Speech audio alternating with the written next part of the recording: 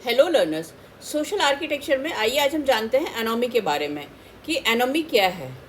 The term anomie is coined by the German sociologist and structural functionalist Emile Durkheim. And Emile Durkheim wrote a book, The Division of Labor in Society, in 1893 and The Society in 1897.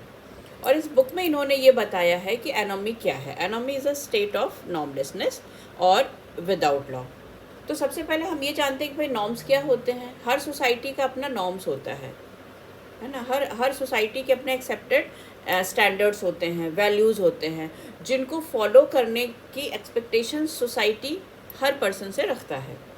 और लेसनेस वाली वो condition होती है जब ये norms टूट जाते हैं, इसमें ब्रेक डाउन आ जाता है, क्लैरिटी ख़त्म हो जाती है, पीपल वर कंफ्यूज्ड कि भाई इसको कैसे माने कैसे ना माने, तो वो जो है नॉर्मलेसनेस की कंडीशंस आ जाती है, जिसको कि हम एनोमी बोलते हैं। और इन्होंने एनोमी का यूज़ इसलिए किया था क्योंकि जो समय दुर्खाइम का था, उन्होंने अपने समय में काफ़ी समाज में चेंजेस देखे थे, काफ़ी उथल पुथल देखा था, काफ़ी डिस्टर्बेंसेस देखे थे। इन्होंने फ्रैंको पर्सियन वॉर देखा था, इन्होंने वर्ल्ड वॉर फर्स्ट देखा था।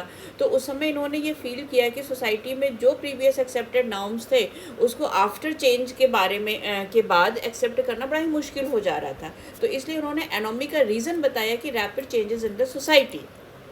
एग्जाम्पल के तौर पर आप ले सकते हैं कि जैसे हमारी जो प्रीवियस सोसाइटी थी, इंडिजिनस सोसाइटी थी या सिंपल सोसाइटी थी, और फिर जैसे जैसे हम लोग आगे बढ़ते गए, कॉम्प्लेक्स सोसाइटी की तरफ आते गए, हेट्रोजिनस सोसाइटी में मिलते गए, अर्बनाइजेशन होता गया, तो यहाँ पे वो जो सेट पैटर्न थे सोसाइटी के, जो एक्सेप्टेड नॉर्म्स थे, उनको फॉलो करना मुश्किल हो रहा था, उनको फॉलो नहीं कर पा रहे थे। तो ये कंडीशन जो है एनोमी की कंडीशन कहलाई। और ये कंडीशन कभी कभी इस हद तक बढ़ जाती है कि सुसाइड तक व्यक्ति कर लेता है। और इसको इन्होंने सुसाइड में बताया है कि जो है societal rates influenced by the social forces.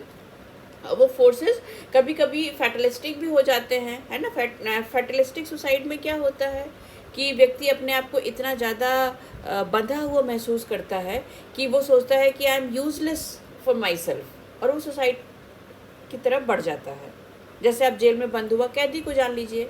दूसरी तरफ कंडीशंस ये होती है नॉर्मलेसनेस की कंडीशंस जो आ जाती है जब चेंजेस होता है, rural society to urban society में जाते हैं। या आप ले सकते हैं कि किसी युद्ध की वजह से, किसी महामारी की वजह से जब जब समाज में बदलाव आता है तो एनोमी की कंडीशन या प्रतिमानहीनता की कंडीशन पैदा हो जाती है। हमें हमेशा न्यू नॉर्म्स सेट करने ही पड़ते हैं या नॉर्म्स में कुछ ना कुछ चेंजेस करने पड़ते हैं।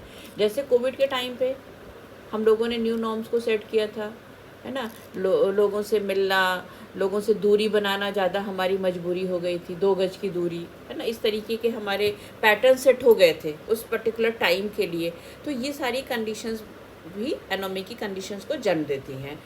और अमेरिकन सोशियोलॉजिस्ट रॉबर्ट के मर्टन ने भी एनोमी को समझाया है। ये कहते हैं कि मान लीजिए कि कोई व्यक्ति किसी गोल को अचीव करता है और उस गोल को अचीव करने के लिए जिस भी मीन्स को अप्लाई करता है, उस मीन्स में अगर डिस्क्रिपेंसी होती है तो उसको हम एनोमी कहते हैं। डिस्क्रिपेंसी होने का मतलब ये है कि वो एक्सेप्टेड सोसाइटल नॉर्म्स के अकॉर्डिंग नहीं है। एग्जाम्पल के तौर पर आप ले सकते हैं कि कोई व्यक्ति बहुत वेल्दी होना चाहता है, कोई व्यक्ति बहुत फेमस होना चाहता है, बट उतना उसके पास समय नहीं है कि वो वेट कर सके। एन किन प्रकारेण वो उसको पाना चाहता है, और जब वो पालेगा वेल्दी तो हो जाएगा, फेमस भी हो जाएगा, बट सोसाइटी में एक उसका स्टेटस नहीं रहेगा, है ना। दूसरे तरीके से देखा जाएगा। That is the anomie. According to the Merton, anomy was a condition in discrepancy between the societal goals and the means that individual have to achieve them.